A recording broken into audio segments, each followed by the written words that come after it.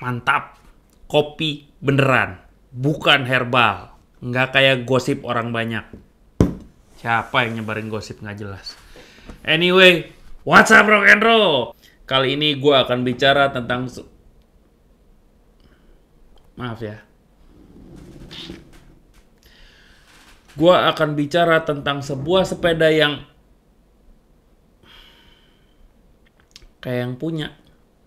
Bawaannya pengen tampil melulu.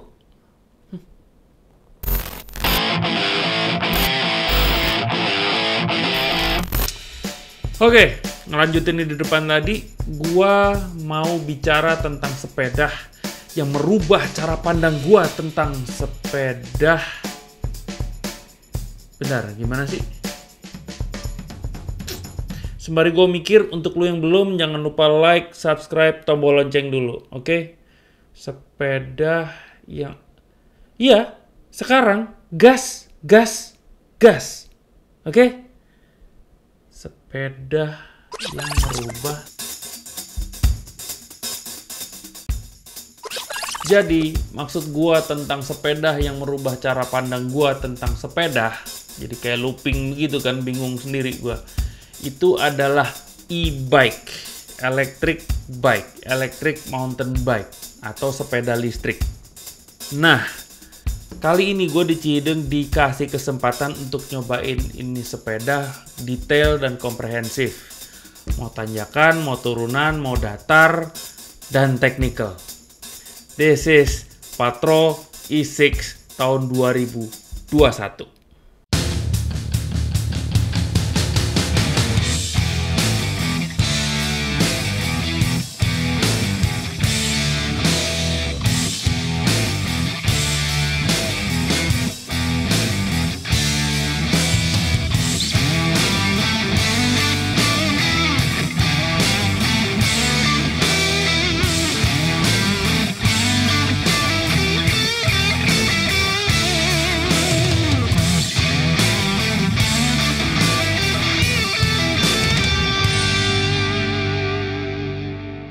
Soal spek, gue kasih datanya sekilas aja. Berikut spesifikasi dari Patrol E6 tahun 2021.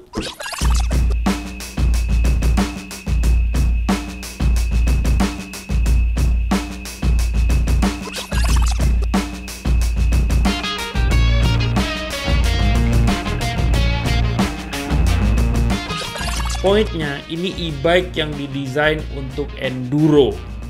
Berbeda sama yang sebelumnya, which is E0 yang hardtail. E6 ini 29er full suspension. Dan untuk rear travel didesain 6 inch, makanya Patrol E6 ya, 6 inch atau 150 mili rear travel. Untuk depan dia pakai 160 mili Fox 38, Fox 38 men, udah sangat updated. Nah, yang mau gue bahas sebenarnya bukan partnya, bukan komponen-komponennya. Itu udah pasti keren lah, udah pasti canggih. Gue lebih mau ngebahas tentang gimana sih experience ridingnya. Itu lebih penting, karena itu lebih kasih benefit ke gue seperti apa sih. Emotional benefit, physical benefit, itu yang mau gue bahas di sini. Pengalaman pertama yang gue notice, rasa pertama yang gue tangkap adalah ini sepeda atau ini e-bike yang sepi. Nggak berasa kayak naik sepeda yang punya motor. Ada suara dikit tapi nggak sampai ngeganggu dan membuat gue selalu ingat bahwa ini bermotor gitu. Cenderung lupa bahwa ini bermotor. Berikutnya adalah ergonomi pedaling. Ini karena dia udah pakai Shimano EP8 ya. Itu kayaknya lebih tipis gitu ya kalau dari atas nih. Itu kayaknya lebih tipis sehingga jarak antar kaki lu napak itu nggak ngangkang men. Justru mirip banget, deket banget sama sepeda biasa. Jadi lu bisa pedaling nggak keluar gitu kaki, tapi tetap di tengah gitu. Mirip banget sama mountain bike biasa. Which is makin lupa bahwa ini adalah sebuah e-bike. Berikutnya adalah titik berat sepeda ada di mana. Banyak yang titik berat sepeda itu apakah agak terlalu depan atau agak terlalu belakang, sehingga ketika lu nanjak lu ngerasa kayak berat ke belakang, kegeret ke belakang, atau kalau dia titik beratnya agak ke depan, ketika lu turunan lu ngerasa kayak kebawa ke depan terus gitu. Nah di sini gue ngerasa dia bener-bener di tengah. Ngobrol sama Om Yongki dari Patrol, ternyata si EP8 itu memang didesain agak mundur dikit ke belakang, tapi tetap ngasih space buat ban belakang, tapi secara keseluruhan dia berada di tengah kita posisi riding. Jadi titik berat tuh nggak terlalu depan, nggak terlalu belakang, malah cenderung ke bawah karena baterai pun di bawah posisinya. Titik berat amat sangat rendah, sangat stabil. Bicara tanjakan, fungsi terbesar e-bike adalah di tanjakan. Jadi sistem e-bike adalah pedal assist. Ketika lu pedaling, mesin akan membantu pedaling. Ketika lu nggak pedaling, mesin juga akan berhenti ngebantu. Ini sepeda listrik yang memang untuk olahraga, jadi lu harus pedaling supaya mesinnya bekerja. Yang pertama gua rasain langsung adalah traksi. Traksinya dahsyat, men. Maksud gua itu tanjakan Cihideng itu tuh curam, jalannya bener-bener nggak rata, random, dan makadamnya ngehe deh, makadamnya nyebelin banget. Tapi sama mesin ini kejajal dengan keren sih. Gue ngelihatnya kejajal dengan keren. Gue nggak ngerasa jadi overpowering sehingga spinning, nggak ngerasa stuck di satu batu gitu, nggak. Selalu punya traksi untuk bisa manjat.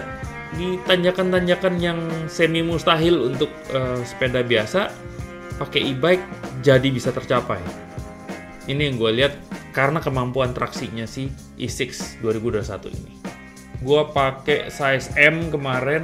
Sebenarnya untuk turunan sih gue pengennya rada jauh, tapi ini pas kemarin pakai di tanjakan itu pas banget. Jadi badan gue maju dikit cukup gitu. Kalau yang top tube-nya panjang kan gue mesti agak jauh ke depan tuh untuk manjat. Ini dikit doang set udah cukup nih dapat traksinya. Satu yang impresif banget buat gue adalah dia sangat intuitif. Maksudnya intuitif tuh gini. Jadi Shimano Steps EP8 ini dia mampu mensinkronisasikan tenaga yang kita kasih kepada pedal lalu ditambahin sama tenaga dia. Kita kasih 80, ya dia akan ngasih 80 juga. Ketika kita turunin pedaling, dia ikutan turun. Dan gue ngerasa modulasinya dari yang but, gue pelan, dia juga turunnya sesuai dengan gradasi memelannya pedaling kita. Jadi sangat intuitif. Bahkan ada satu momen yang gue jadi manja, tapi nggak bisa. Jadi gini, ketika gue lagi pedaling, dia akselerasi makin naik tuh. Gue biarin rolling deh, enak nih pakai mesin. Yang ada apa?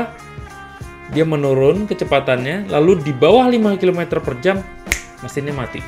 Otomatis kan, ya berhenti, ya udah pedaling lagi.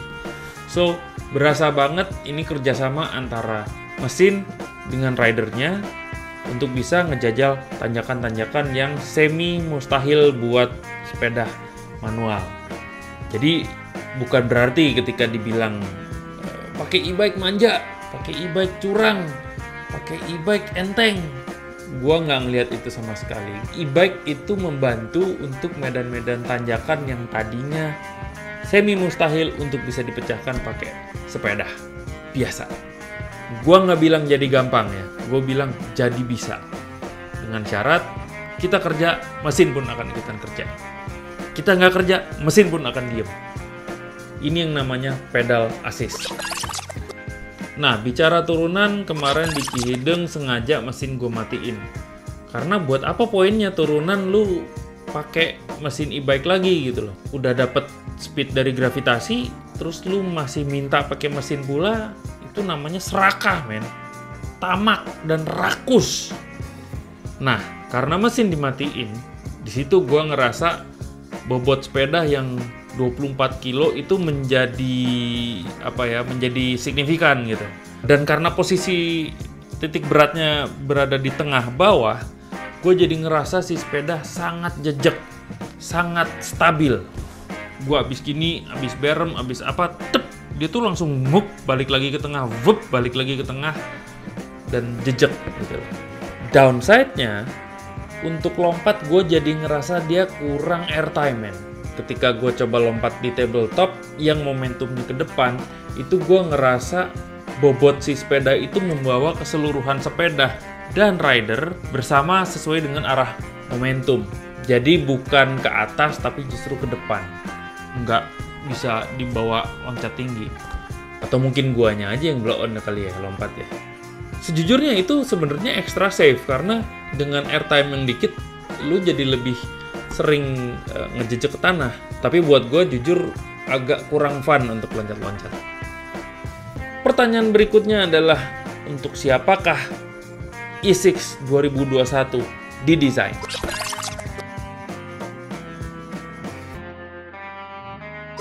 Apa kabar Om Yongki? Siap. Sehat Om. Sehat, alhamdulillah. Gue langsung aja cut to the chase. Ini sepeda sebenarnya buat siapa? Pertama untuk orang yang suka adventure. Tadi udah nyoba sendiri kan? Yes. Tiba-tiba ada jalan yang nggak bisa dilewatin dan harus dorong. Ternyata ada fitur box. Itu ajaib sih. Ngedorong pun dibantu gitu loh. Tiba-tiba bisa naik. Nah, tadinya tempat yang kita nggak bisa bayangin, contoh, ini tanjakan kayaknya nggak dilewatin. Yes. Ternyata bisa dilewatin gitu loh. Dan nggak terlalu capek dan kita masih punya cukup energi untuk eksplorasi main lebih jauh lagi. Lagi untuk ini Patrol E6 ini kita baterai pakai 630 watt, satu pack yang gede yang di pasaran sekarang. Asumsi kalau buat main normal sih ya 100 kiloan lah, kalau buat main ekstrim lah mungkin bisa turun 80 kilo, tapi itu udah cukup jauh lah main sepeda segituan. Kedua, buat orang yang suka main sepeda tapi punya bisa dibilang heart rate-nya, detak jantungnya nggak gitu bagus, contohnya karena mungkin dia nggak kurang olahraga atau dulu pernah ada riwayat sakit. Apalagi untuk usia di atas 40, heart rate di atas 150 itu udah warning sebenarnya. Jantung kita terlalu kenceng, apalagi kalau kita main sepedaan dengan teman-teman ya. Peer pressure group itu nyata banget. Betul. Kadang diledekin, biasanya juga nanjak, kita ketinggalan loh. Jadi kita maksain gitu, kita udah nggak kuat, kita berhenti, blank itu tiba-tiba kita bisa asal kerasa tenggorokannya kering, dia minum apa aja, bisa Coca-Cola, bisa es teh. Nah, pada saat itu langsung diserbu lah itu. Jejak jantung langsung tiba-tiba dari panas tiba-tiba langsung mengkerut. Nah, itu yang bahaya. Makanya untuk di ini kita segmen seperti itu, ada orang yang mau sepedaan tapi nggak mau terlalu diforsir, mau fun. Ini sepeda inilah cocok. Kan banyak anggapan e-bike itu membuat lo jadi manja. Di Indonesia itu ada salah kaprah mengenai sepeda listrik. Ketika sepeda ini datang, sistem kontrolnya bukan dengan pedal. Kontrolnya pakai gas atau dipencet lah kayak motor atau jet ski. Itu jadi salah kaprah di masyarakat sehingga mikir kalau sepeda listrik ini gantiin fungsi pedaling. Padahal ketika di pedal assist kita harus goes dulu. Iya. Goes dulu, powernya baru jalan. Dan itu pun juga dibatasin. Nggak mungkin semena-mena kita kecepatan 30 bisa. Enggak, begitu 30 power akan turun. Karena tujuannya apa? Ini tetap sepeda, bukan motor, tuh gantiin motor. Ngebantu aja, bukan ngegantiin. Itu yang memang PR kita di Indonesia untuk lakukan komunikasi ke publik. Ini sepeda yang bener gini. Karena sepeda kita bikin ini buat standar ekspor di Eropa. Kategorinya E25, kecepatan maksimal 25 km. Dan di sana ada pedal assist. Dan komponen yang dipakai pun juga standar e-bike. Contohnya suspensi dari bannya juga udah standar buat e-bike. Berarti nggak bisa asal sembarang sepeda di-convert jadi e-bike, nggak bisa. Iya, nggak bisa. Gitu. Kalau full sus nih yang di kepala orang adalah ini untuk turunan. Dan kalau untuk turunan buat apa? Pakai motor. Balik lagi untuk yang kategori adventure, ini kalau kita ngomong balik di Eropa sendiri, nggak semua trail itu bisa diakses pakai mobil loading atau gondola. Beberapa tempat bener-bener cuma boleh seorang sepeda atau hiking. Ketika kita sepedaan di beberapa tempat itu nggak masuk akal untuk goes ya. Nanjaknya 4 jam, turunnya 30 menit, nggak worth it kan. Worth it. So it's an enduro bike, tapi nggak perlu manja untuk loading. Iya betul. Jadi lu bisa dapat naik, lu bisa dapat fun turun. Dapat sehat betul. Naik, dapat fun turun. Terima kasih untuk kehadirannya. Siap Om Yongki. Saya tadi udah nyobain dan amat sangat senang. Oke. Having fun. Terima kasih Om. Siap. Thank you. Yuk. Personal opinion. Tadi kan yang diomongin sama Om Yongki officially seperti itu. Tapi setelah gua ngalamin sendiri, gua riding E6 pakai badan gua sendiri nih, gue jadi ngerasa E6 ini diperuntukkan bagi enduro junkies. Mereka yang bener-bener ingin memaksimalkan kemampuan dirinya dan memaksimalkan fungsi si sepeda untuk bisa main sepeda lebih jauh, lebih lama, terus di tanjakan yang lebih ekstrim, di medan-medan yang lebih teknikal, dan ketika semua ini digabungin otomatis jadi lebih fun. Terjemahan gue mah enduro junkies aja udah. Mereka yang bener-bener, wah gue mampunya segimana nih ya, gue Uber, pasti bisa. Jadi kayak bertanding justru sama si sepedanya. Gue pikir scene sepeda dan impact-nya terhadap manusia cuma gitu-gitu aja. Tapi ternyata dengan hadirnya e-bike, gue ngelihatnya perubahannya gila sih. Berubah jauh banget. Manusianya di-push untuk bisa sampai ke kemampuan yang lebih maksimal dari sebelumnya. Gila sih. Soal harga, Patrol E6 dipatok di 78 jutaan, sementara Patrol E6 yang S dipatok di 88 jutaan. So yes, ini sepeda Sultan, tapi kalau lihat dari kemampuannya, worth it. Dengan harga segitu, lu dapat banyak banget. Lu dapat teknologi, lu dapat geometri, lu dapat fun yang ekstra, lu dapat kerennya juga, lu juga dapat kebugaran yang bisa lebih dari kebugaran lu sebelumnya. So, inilah yang gue bilang e-bike itu adalah sepeda yang merubah cara pandang gue tentang sepeda. Mulai ngerti kan? Ini sepeda yang lebih sepeda, men. Karena dia kasih lebih dari sekedar sepeda tanpa ngurangin esensi sepeda. Paham nggak? Gue nggak sih. Tapi poinnya gitu. Ini sepeda yang lebih Oke, sembari gue mikir lagi, lu yang belum, jangan lupa klik like, subscribe, tombol lonceng dulu, oke? Sepeda yang lebih gas sekarang. Sepeda rock and roll. Sepeda yang lebih sepeda dari sepeda. Kumaha sih?